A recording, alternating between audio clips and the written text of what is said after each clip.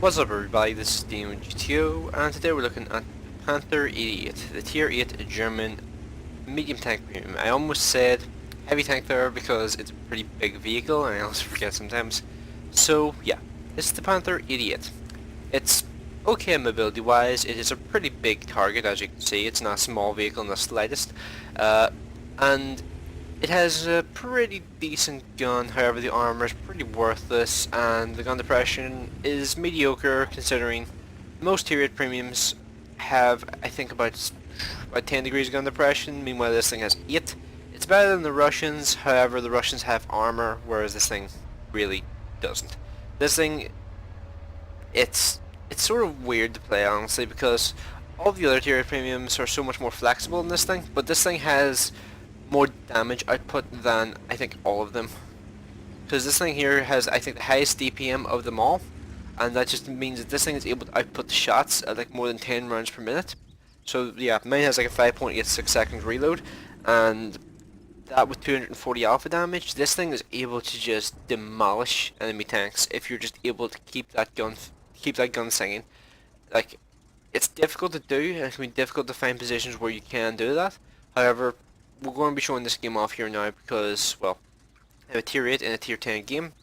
I'm in what's considered to be a pretty bad tier 8 in a tier 10 game, so this should be interesting.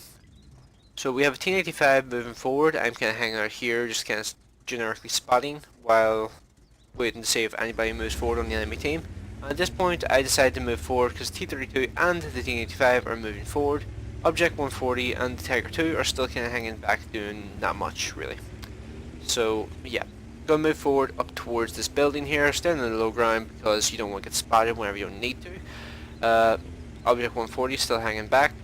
I'm assuming he's trying to snipe over to where that T-54 and stuff is on the enemy team. However, I think he's kind of hanging around there too long. And yeah, surprise T-2065 Patriot. I honestly don't know why he hung out there.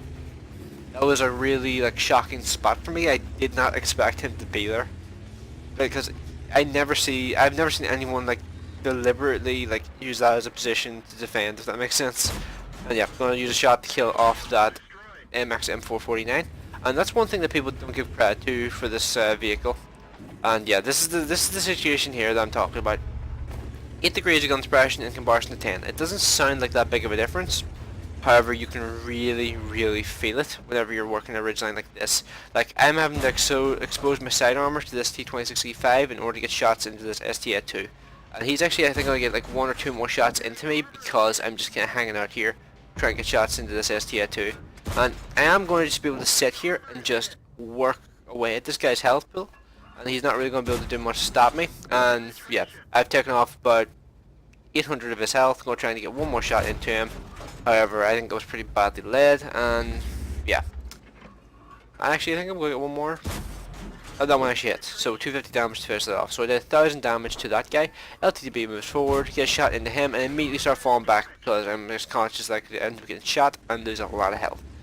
T-54 gets a shot into my side, does 270 damage, knocks up my ammo rack. However, I put that in straight away because, well, the rate of fire is like the whole point of this vehicle.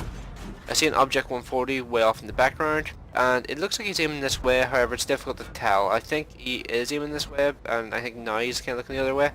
But he's using this dead M449 as cover, which is a pretty good move by him. I get a shot off towards him, do another 200 damage in this game, and STRVS1's kind of hanging out there. Immediately go for a shot on his side armor.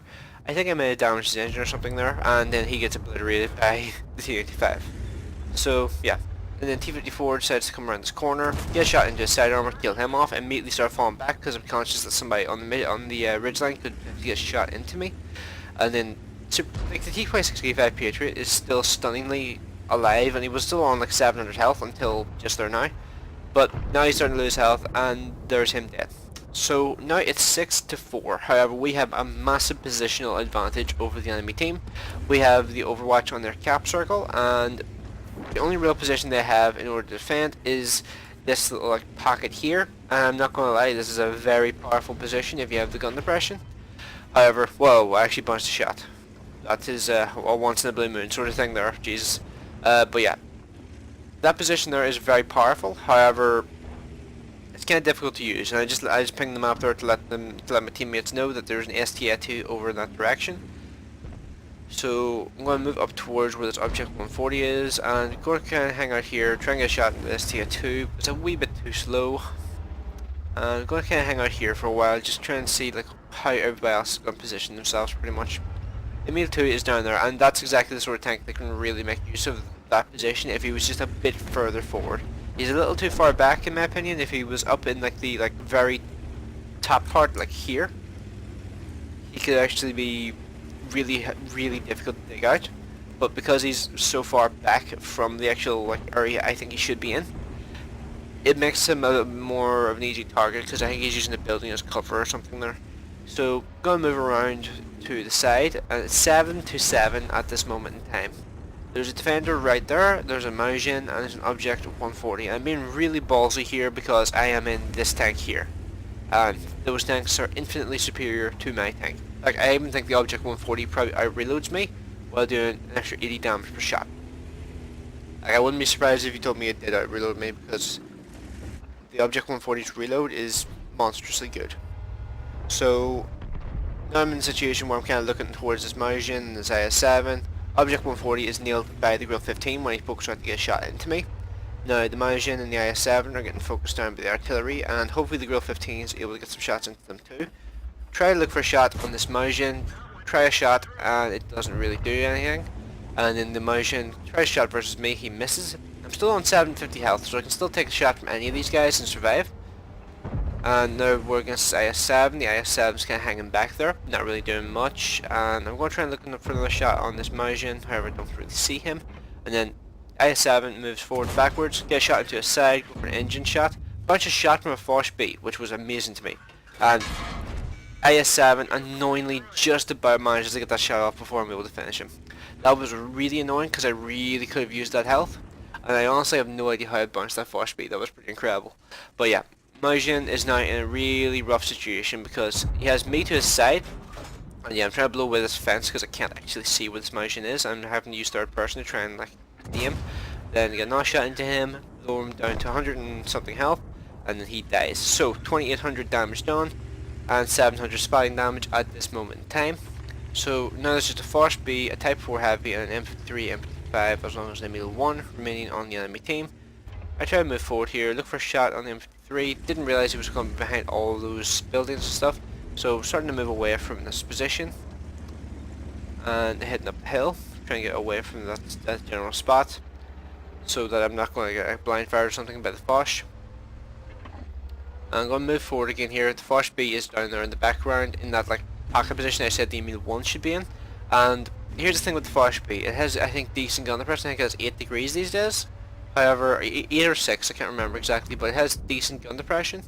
And I'm going to try and look for a shot on this guy. And the Emil 1 is actually spotted behind me. Type 4 Heavy is in front of me. And I really didn't expect the Type 4 Heavy to be focusing on me over any of the other tanks. Like, that completely caught me off guard. I had no expectation of the Type 4 Heavy shooting me over, well, any of the other tanks that are available on the enemy team, or on my team. I mean, the Object 140 is just after getting rid of that Foch B. I think if the Type 4 had focused on the Object 140 rather than me, he potentially could have helped out that Foch B a lot. But unfortunately, because he shot me, that's going to mean that my input on this game is pretty much over. And that was actually an AP round, so that was a Type 4 Heavy using the 140cm gun rather than the 155. Or 150 or whatever the hell it is. So yeah, unfortunately I died in that match, but I think in my opinion that was a pretty decent game. I didn't really do anything too wrong in that game aside from not really thinking that the Type 4 Heavy would focus on me over everybody else. Like, you can kind of get what I mean there. Like, I mean, you have a WZ-132, a light tank which is massively mobile. You have an M46 Patton, although I don't know if he was spotted. You have an Object 140 and a T95. I would have thought he would have aimed at some of those other guys, but I guess he was trying to go for the one-shot kill, but even in that case, he could have still gone for the Object 140. I'm not really sure. Like, I really honestly didn't think I would even register on his radar, but he went for me. So, yeah. Not really much I can do about that. So, let's go on to the post-game stats here now. Okay, and we are back with the post-game stats. So, this game was worth a first class mastery, the Levowskins medal I think it's pronounced as, and I got 88,341 credits, with premium account included. Without premium account, it would have been 58,894 credits made from this particular match. Now let's go on to the team scores. So my actual base XP total was 1,121, and my actual damage total was 2,846, which means I think I hit one blind shot, which I didn't see the damage of. And I actually managed to get 3 kills, and it's interesting to see because like this is a tier 10 game, and the tier 10s on my team, the IS-7's down here, the Object 140's down here, and the Grill 15 did 6,000 damage. However, he was doing that there all from stealth, so I don't think he got much XP for that. So yeah, it's interesting to see like the lower tier vehicles come to the top of the team on my team in particular. On the enemy team, it was dominated by Mojin, Object 140, and of course the obligatory Defender. So, D2 report: 18 shots fired, 14 direct hits, 13 penetrations, 1,500 damage done from over 300 meters, and 800 damage done with my assistance, along with that one lucky bounce of the Foch B. So, prior to premium account, I would have made 42,203 credits from this particular match, so this tank is relatively cheap to run, because it didn't cost much to repair, and the actual ammunition costs are pretty cheap. And with premium account, I made 71,650, thanks to, well, the 50% increase in credits. So, yeah. Overall, I was pretty happy with the way this game went, and I think it would have been more than likely been an ace if I had just survived. So, I can't underestimate how much of a threat I would be deemed to be by the enemy team, and I think maybe if I got like one more shot that penetrated off or something like that as well, I probably could have done a little bit better as well. I probably would have gotten an ace if I had just done that too. But yeah, you can't have an ace in every game. So I think that's pretty much everything I really have to say. So let me know what you guys thought of this particular video, and thanks for watching. I will see you in the next one.